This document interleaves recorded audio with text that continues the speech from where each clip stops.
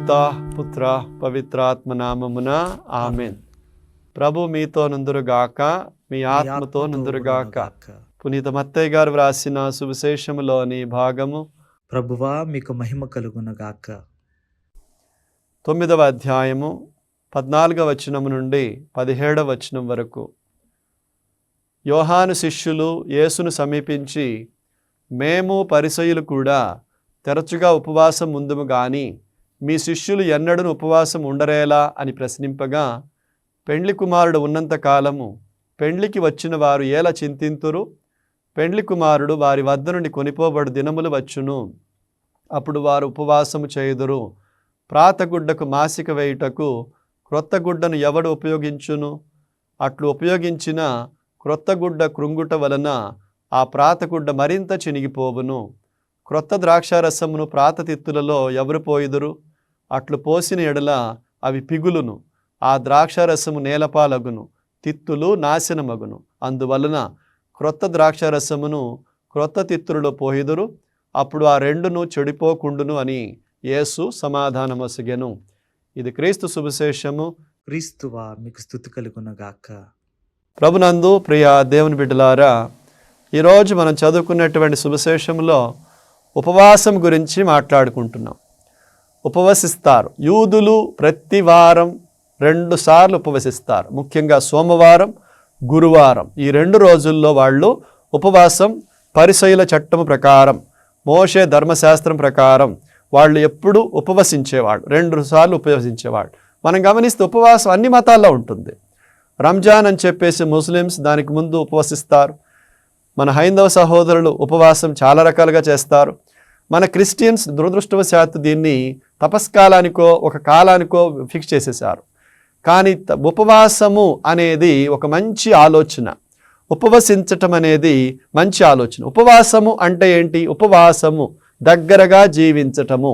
ఉప ముఖ్యమంత్రి, ఉప ప్రధానమంత్రి అంటారు. అంటే ముఖ్యమంత్రికి దగ్గరుండే వ్యక్తి ప్రధానమంత్రికి దగ్గరుండే వ్యక్తి అన్నమాట. కాబట్టి ఉపవాసము దగ్గరగా జీవించటము, దేవునికి దగ్గరగా జీవించటము. దీనిని మనమందరం మనుషులం ఉపవాసము అనగానే భోజనం మానేయటం అని చెప్పి అన్నాం. ఇది నిజం, కానీ అది మంచిది. ఎందుకనంటే మనిషికి జీవితంలో 70-80 ఏళ్లలో లేకపోతే ఎక్కువ జీవించినా సరే మనిషికి అన్నిటి మీద ఉన్నటువంటి ఆసక్తి కంటే భోజనం మీద, పుట్టిన దగ్గర నుంచి చనిపోయేంత వరకు భోజనం అనేది మనం ఎప్పుడు వెంటాడుతూనే ఉంటుంది. ఆకలి మనకి ఎప్పుడు భద్రశత్రువే.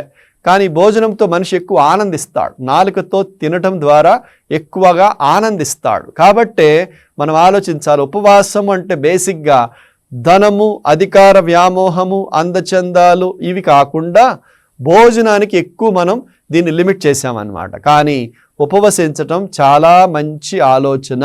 ఉపవసించటం వలన మనకి ఏం గుర్తు చేస్తుందంటే, ఇంత రుచిగా ఉండేటటువంటి భోజనాన్ని కూడా నా దేవుని కోసం నేను విడిచిపెట్టగలను అని చెప్పి మనకి జ్ఞాపకం చేస్తుంది. ప్రియదేవుని బిడ్డలారా, దావీదు ఉపవసించేవాడు. దానియేలు ఉపవసిస్తూ ప్రార్థన చేసేవాడు. పాత నిబంధనలు ముఖ్యంగా ఎవరైనా సరే పశ్చాత్తాపడినప్పుడు వాళ్ళు పశ్చాత్తాపడుతున్న దానికి సూచకముగా వాళ్ళు ఉపవసించి బూడిద చల్లుకొని గోనెపట్ట మీద కూర్చునేవాళ్ళు. మరి యేసుక్రీస్తు కూడా బాప్తిస్మం పొందిన వెంటనే ఆయన పర్వతము మీద కొనిపోబడ్డాడు. అక్కడ యేసుక్రీస్తు చేసిన పనేంటి? 40 పగళ్ళు 40 రాత్రులు ఉపవసిస్తూ ప్రార్థనలో గడిపాడు. ఎందుకని? ఆ తర్వాత 3.5 సంవత్సరాలు ఆయన సువార్త ప్రచారం చేయబోతున్నాడు. అందరికీ రక్షణ మార్గం చూపించబోతున్నాడు. కాబట్టి 40 పగళ్ళు 40 రాత్రులు ఆయన ఉపవసిస్తూ ప్రార్థన చేసుకున్నాడు. మరి ఈ రోజున మేము ఉపవాసం ఉంటాము కానీ యోహాను శిష్యులు అడిగారు, పరిసయ్యులు ఉపవసిస్తారు, మరి మీ శిష్యులు ఏంటి అసలు ఉపవసించరు అంటే, పెండ్లి కుమారుడు వాళ్లతోనే ఉన్నాడు కదా, అదేనమాట. దగ్గరలోనే ఉన్నాడు పెళ్లి కుమారుడు. పెళ్లి కుమారుడు ఉన్నప్పుడు ఆనందించాలి, డాన్సులు వేయాలి, తినాలి, తాగాలి. అది జరుగుతూ ఉన్నప్పుడు వాళ్ళెందుకు భోజనం మానేసేయాలి? పెండ్లి కుమారుడు వాళ్ళ దగ్గర నుంచి దూరముగా తీసుకుపోబడే సమయం వస్తుంది, అప్పుడు వాళ్ళు ఉపవసిస్తారు. అంటే యేసుప్రభు వాళ్ళ దగ్గర నుంచి దూరం అవుతాడు, అప్పుడు వాళ్ళు నిజముగా ఉపవసించటం మొదలు పెడతారు. తిండి తినటం మానేస్తారు, తిండికి తాగుడికి వాళ్ళు ఫుల్ స్టాప్, లేకపోతే వాళ్ళు లిమిట్ పెట్టేస్తారు. దాన్ని బట్టి మనం అర్థం చేసుకోవాలి ఉపవాసం అంటే దేవునికి దగ్గరగా ఉండటము అని చెప్పి. ప్రియ దేవుని బిడ్డలారా, అర్థం చేసుకోవాల్సిన గొప్ప విషయం ఏమిటంటే మనం ఎల్లప్పుడూ ప్రభుతో ఉండాలి. యేసుక్రీస్తు ఆయన ద్రాక్షవల్లి తీగల గురించి మాట్లాడుతూ ఉన్నప్పుడు యోహాను సువార్త 15వ అధ్యాయంలో 4, 5, 6 వచనాల్లో మనం గమనిస్తే, మీరు నా యందు ఉండుడు, నేను మీ యందు ఉందును, ద్రాక్షవల్లి యందు ఉండని తీగ దాని అంతటా అది ఫలింపజాలదు అంటాడు. అంటే మనం ప్రభుతో ఉండాలి. ప్రభుతో ఉంటున్నప్పుడు అడ్డుపడే వాటిల్లో బేసిక్ విషయం ఏంటంటే, ప్రథమమైన విషయం ఏమిటంటే భోజనం. ఈ భోజనం మనం పెద్దస్తమానం తినేయటం వలన మనం మత్తుకు గురవుతూ ఉంటాం. ఆ భోజనం రుచికరంగా తినటం వలన మన శరీరంలో సోడియం అని ఈ లేనిపోయిన పదార్థాలన్నీ కూడా ఎక్కువైపోతున్నప్పుడు కోపమని, లేనిపోయినటువంటి అసూయలు, పగలు, ద్వేషాలు పెరిగిపోతూ ఉంటాయి. ఎప్పుడైతే మనం ఉపవసిస్తామో ఈ వాల్యూస్ అన్నీ పడిపోతాయి. అప్పుడు మనసు చాలా ప్రశాంతంగా ఉంటుంది. ఆత్మ దేవునిలో లీనమవటం చాలా సులభం అవుతుంది. అందుకనే పౌలు, ప్రియ దేవుని బిడ్డలారా, ఉపవాసం గురించి మాట్లాడుతూ తన శారీరక కోరిక నలగొట్టుకోవటానికి తను ఉపవసించేవాడని చెప్తాడు. ఇది నిజం ప్రియ దేవుని బిడ్డలారా. ఎప్పుడైతే మనం ఉపవసిస్తున్నామో మన మీద మనకి క్రమశిక్షణ పెరుగుతుంది, మన శరీరం మీద మనకి అధికారం పెరుగుతుంది. అప్పుడు దాని వలన మన ఆత్మ చాలా ప్రశాంతంగా ఉంటుంది. ప్రార్థన చేసుకోవటం చాలా సులభం అవుతుంది. దేవుని వాక్యానికి, దైవ చిత్తానికి లోబడటం చాలా ముఖ్యమవుతుంది. అందుకనే అన్ని మతాలలో ఉపవసించమని, అదిగో ఆ ఉపవాసం చేస్తూ దేవునికి దగ్గరవ్వాలని చెప్పి నేర్పించడం జరుగుతుంది. మనకు కూడా దివ్య బలి పూజకి వెళ్ళేటప్పుడు, దివ్య సత్ప్రసాదం స్వీకరిస్తున్నప్పుడు ఉపవాసం ఉండి వెళ్ళమంటారు. మరి ఆ ఉపవాసం చేసి అక్కడికి వెళ్ళి దివ్య సత్ప్రసాదం తీయమంటారు. కనీసం గంట ముందు తినకూడదు, తాగకూడదు అని చెప్పి సెలవిస్తారు. అంటే మన శరీరం అక్కడ వీటన్నిటికీ లోబడిపోకుండా, అక్కడ మనసు ప్రశాంతంగా ఉన్నప్పుడు, ఆత్మ దేవునిలో లీనమవుతున్నప్పుడు, అలాంటి మనసుతో, శరీరముతో దివ్య సత్ప్రసాదం మనం స్వీకరిస్తే మనం నిజంగా స్వచ్ఛంగా ప్రార్థన చేయగలుగుతామని చెప్పి ఉపవసించి వెళ్ళమని చెప్పారు. ఉపవాసం గురించి యెషయా గ్రంథంలో 58వ అధ్యాయంలో ఉపవాసం గురించి బహుగా మాట్లాడతాడు ప్రభు. ప్రియ దేవుని బిడ్డలారా, అక్కడ ఉపవాసం గురించి మాట్లాడుతున్నప్పుడు, యూదులు కాబట్టి మీరు ప్రతివారం 2 సార్లు ఉపవసిస్తారు, కానీ మీరు అన్యాయం చేస్తున్నారు, పీడితులను బాధిస్తున్నారు, అక్కడ లేనిపోయినటువంటి బాధలకు వాళ్ళని గురి చేస్తున్నారు, నాకు ఇది నచ్చదు, మీ ఉపవాసం నేను స్వీకరించను అని చెప్పి ప్రభు సెలవిస్తాడు. ప్రియ దేవుని బిడ్డలారా, దేవునికి దగ్గర అవ్వటం అంటే భోజనం మానేయటం నిజమే, కానీ దేవునికి దగ్గర అవ్వటంలో మనకు అడ్డుపడిన ప్రతీదీ మనం తొలగించుకోవాలి. ఆయనకు దగ్గరగా ఉండాలి. దానిలో మొదటిది భోజనం అని చెప్పాం.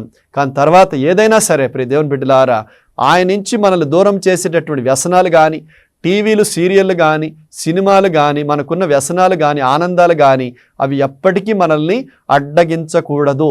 మనం ఆయనతో ఉండటానికి ఏదైనా సరే మనకు అడ్డొచ్చినప్పుడు దాన్ని మనం వెంటనే తొలగించుకోవటం శ్రేయస్కరం. లేకపోతే ఆ అడ్డగిస్తుంది మనకి వ్యసనంగా మారుతుంది. ఇక మనం దానికి లోబడిపోవడం జరుగుతుంది. జీవితం ప్రభు నుంచి మనం దూరం అయిపోతాం కాబట్టి నశించటం జరుగుతుంది. అందుకనే పెండ్లి కుమారుడు ఉన్నాడు కాబట్టి వాళ్ళు ఆనందిస్తున్నారు.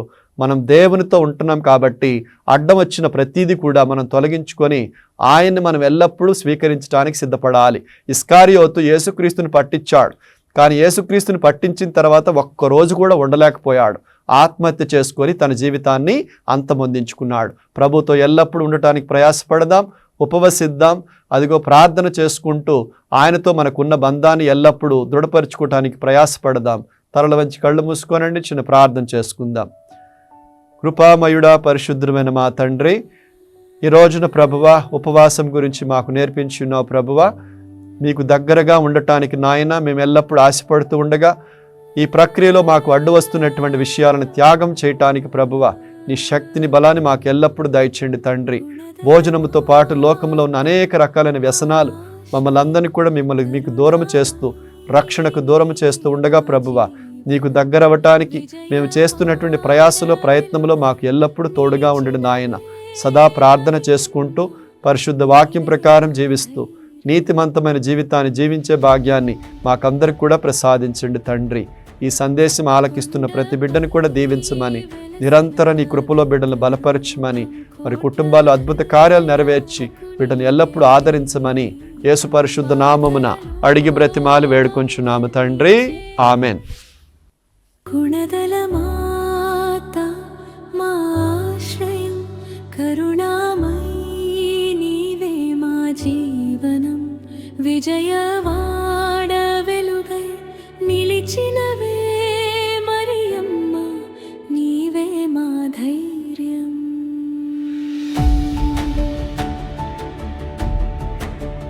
కొండపై వెలసిన పవిత్ర రూపం, కోట్ల